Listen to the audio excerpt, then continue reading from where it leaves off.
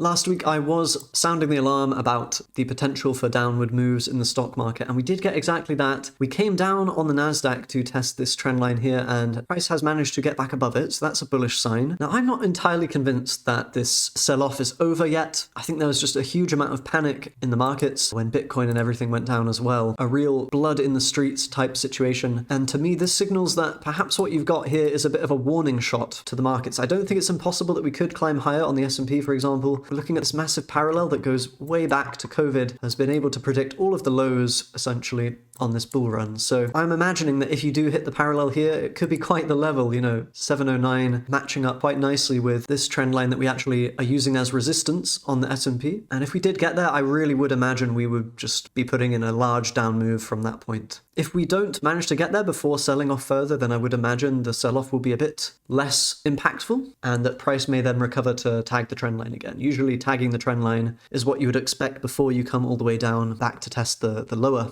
part of the parallel channel. So this is something I'm really keeping a keen eye on. I think the point is, at some point, the market is likely going to crack and we're going to come down, but it's just very hard to figure out the exact timing of that. With that in mind, I'm still looking at oil. Very interestingly, guys, my custom indicator actually put in a green signal here on oil, which is quite rare. The last time this happened on oil, you saw a massive run up on oil, eventually led to it hitting the top of the range. Now, I'm not saying that'll necessarily happen here, but it certainly is looking possible. And I could see it heading to the top of the range, which again would be bad for risk assets. Higher oil prices could mean an uptick in inflation. It could mean higher costs for businesses, which would then drag on earnings for companies, which would send stocks lower. So that's a catalyst that I'm looking for to potentially bring the market down. Likewise, we have the dollar. It's not as clear that we're in an uptrend right now and absolutely going to go there, but if you see some big moves on the dollar, if we get some momentum going, then I could imagine the dollar will be looking strong, and that would be bad for risk assets as well. Interestingly, the VIX also got a green signal here, which is again a pretty rare thing to see on the VIX.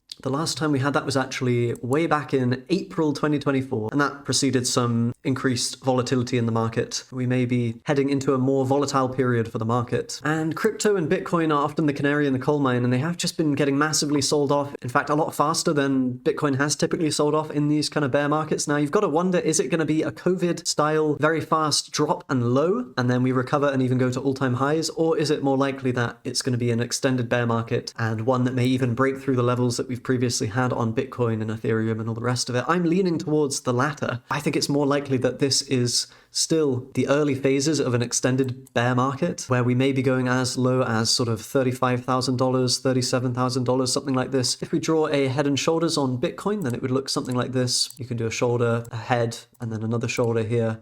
And you've got something like this, which would give us a pretty low target on Bitcoin of, around $40,000, $38,000, something in this ballpark. And at this point, I'm not super confident that the level around 60,000 would hold if the price came down here, because I just think this is a bit too obvious of a trend line. A lot of people are going to be looking at that, trying to buy it. And to be quite frank, I could really imagine the head and shoulders playing out and Bitcoin dropping a further 30% or so from there just to liquidate anyone that bought at this level, especially with leverage and the like. I'm going to change this to a more of a yellow target. Might seem like I'm breaking my rules there, but I think it might be good for a bounce, but I actually do foresee Bitcoin going lower in the longer term. And I know some people are currently calling for higher prices, saying perhaps this is the bottom. It's possible, but I think more likely this is a short covering and sort of a relief rally that we've experienced and may continue to experience. Bitcoin is in a pretty nasty downtrend. You had a sell signal here as well. So I would imagine you can get a recovery bounce, but I would expect this nasty period to continue on Bitcoin. So what does all of this mean for stocks then? Well, bitmine's come back up to test the resistance that we talked about. Previous support turns into resistance is often how it works.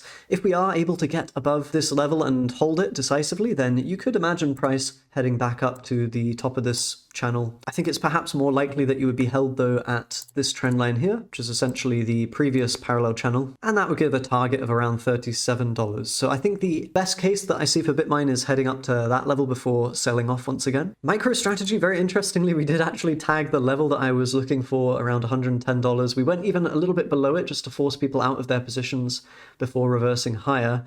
So you've got to imagine that there is upside potential here on MicroStrategy. Will we get as far as $340? I think it's unlikely unless Bitcoin were to really put in a big recovery. If I were personally in a position, I'd more be looking at this trend line perhaps to be exiting a position, or at least exiting some of it, taking some profits if you're in this trade around $175. I think hoping for more than that is greedy, but we'll see. It's possible if the markets continue going higher and Bitcoin also catches a bid, then you could get back up here. I think you really would be requiring Bitcoin to be making a new all-time high for that to happen, but certainly an interesting place to be if you're in MicroStrategy. I think there could be more upside here to come. AMD still in this sort of range. We now have a gap around 235 that may be filled to the upside before heading lower. That would be my estimation of what's going to happen here, something like this. Or perhaps we may just head lower immediately. Does not have to be filled, but I would imagine this would be a point for sellers to step in if it does get back up to $235. Palantir, we broke down from the parallel channel. We have a head and shoulders pattern in play. I'm expecting us to at least come to $96, fill a gap, something like this. Perhaps targets even lower of $40, $17 are still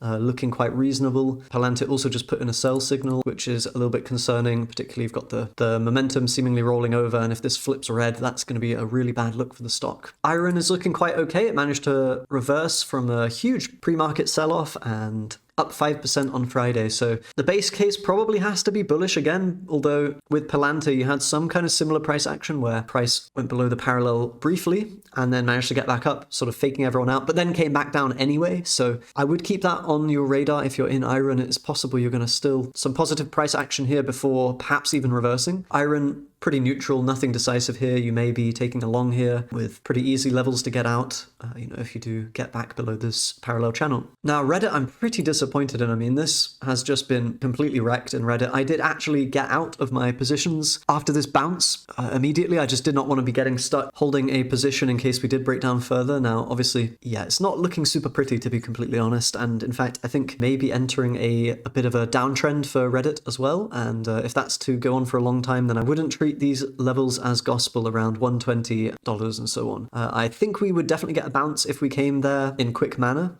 because other indicators are showing we're very heavily sold off. Perhaps even this 126 gap is going to be filled and be good for a bounce before you head to the 120 level. I could imagine that, but yeah, the 150 is pretty much dead. You've crashed through it, so we can get rid of that. From a macro perspective, buying stocks like Reddit, which are crashing essentially, you really have to be hoping on a rebound of the market in general. I'm not super optimistic about that. I think it's more likely that you will be entering a more extended downturn for stocks like Reddit or Palantir, things that have been pretty massively up. For example, Reddit is actually up a 500% move from the IPO, which is not bad at all. I think you do have to digest these moves and you have to have some kind of down period. So I'm not even sure buying the dip on Reddit is that wise of a thing to do. Probably it'll pay off down the line in a few years, but unless you're playing the short-term bounces and getting in and out, then I think you can probably wait for even lower levels, perhaps around $78, and maybe even lower. I mean, maybe we come down and test the IPO prices to just make sure that, other people who bought in here really convinced that this is a good stock to hold. I don't think it's impossible that you can come down to these sort of prices, particularly if earnings get worse, if stocks are selling off in general. I think eventually people buying all of the dips are just going to get crushed. And the market's going to go down for a more extended period of time. Speaking of which, you've got DUOL, which is coming into its support now. This is a bit of a different story because it already has come off its highs, 78%. It's going to be even as much as 82%. If the earnings for the stock late February are good, then I could see us bouncing from this level on DUOL. I probably will be buying. If you look at the chart, it is pretty ugly. Definitely in a down period. I wouldn't expect a turnaround on DUOL for several months, and there is always the possibility of further downside. Oftentimes when you're buying dips in bear markets, you just kind of get wrecked and price can just keep going down and down and down and down. Other stocks we can take a look at, yeah, Adobe still putting in lows, perhaps going to reach the bottom of this channel. Might be an opportunity to buy, but equally we could redraw the parallel down here and say that $185 is a better target. So up to you whether you're trying to trade these kind of levels on Adobe. Software in general has been getting smacked around. I think eventually it'll have its time in the sun, but that time might not be just yet. Might be a few months down the line if I had to guess. Netflix, we look to be coming down. Again, just the bearish trend in play. I do still think we're going to reach $67, and we could even go lower than that, guys. It's possible, of course. I think I'll do targets a bit closer to the time. If we're getting to those levels and going below, then I'll reissue new targets. But you're looking at the gap down down here at 50 is pretty likely to be hit on Netflix at some point. There's also a gap down here at $24. Not sure you'll get there, but things to think about, things to consider. I think we all just are so preconditioned to buy the dip at this point that, you know, if price does just keep dropping, so many people are going to get destroyed. There's going to be so much leverage to flush out of the system, so many stop losses to trigger. That could really cascade price lower and mean we end up in a very long bear market. So that's sort of what I'm looking at there. UNH has filled the gap around 273. I still think it's probably likely we'll come down to the bottom of the channel, but I think healthcare could be positioned quite okay for the next year or so. Probably will again take several months for it to actually hit an uptrend. I think right now the opportunity really is in oil stocks. Things like COP, for example, is looking quite good. You're breaking out of this channel right now. Oxy as well looks like it could be an okay play. I think oil is just going to have an uptick. If you saw, it looked like the trend was about to reverse, and if we see the indicator here, we are red, but it's looking like it wants to go purple, and we've got buy alerts on Oxy, on COP, so I'm personally going to be allocating to oil pretty heavily. I think that looks to me like it will be one of the better performing sectors, assets going forward. And the Bitcoin gold chart, this is an interesting one, kind of worrying for the Bitcoiners, and it kind of makes sense, right? We smashed through this, what had been good support in the past for the Bitcoin over gold ratio, so you've got to imagine this is no longer in play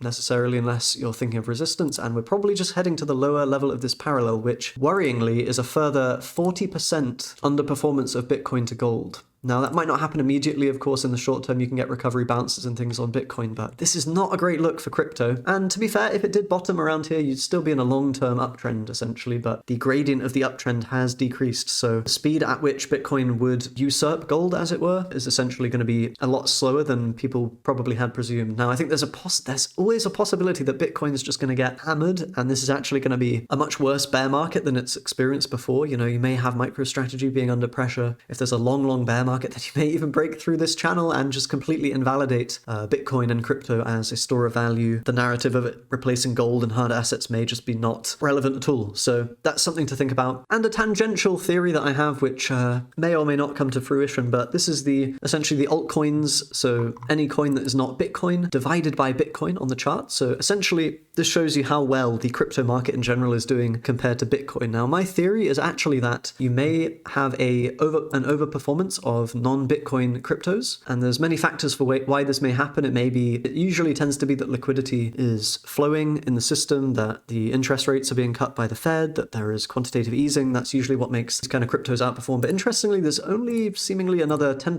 underperformance before we reach the bottom of that channel and are good for a bounce. I don't think many people have this chart on their radars, so you know, you could consider it may be worth buying altcoins down at these levels. It could just be that altcoins will have been so hammered at that point that they can't really go much lower, and you may just be finding a natural floor for the better altcoin projects at that point. Or it may even be that Bitcoin ends up crashing considerably, perhaps the Epstein links or something like this, and the MicroStrategy concerns end up weighing on Bitcoin more than other cryptos. But there's something to think about there.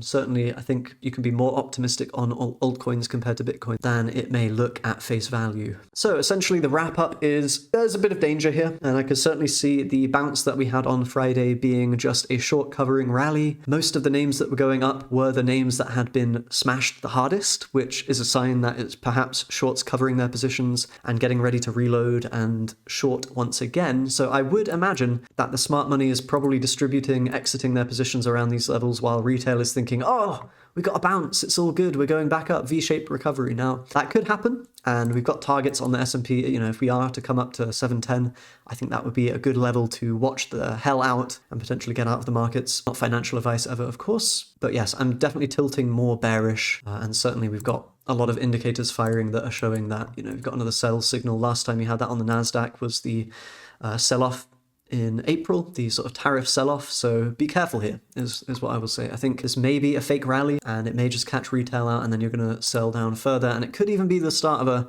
sort of prolonged collapse, bear market, recession, what have you. The pieces are in place. Whether it comes this week, next week, a couple of months away, hard to say. Hard to time the exact top, just as it's hard to time the exact bottom. With oil potentially coming up, with the dollar potentially coming up, with VIX potentially coming up, volatility increasing, and dangerous signs on a lot of the high beta names and the NASDAQ as well. You've got to watch out here, I think. Personally, I would be hedging myself and just remaining cautious in this environment. I hope that's helpful for you guys. I hope this will help you figure out a plan for going forward. And as always, subscribe for more daily chart analysis. I'll see you next time. Bye-bye.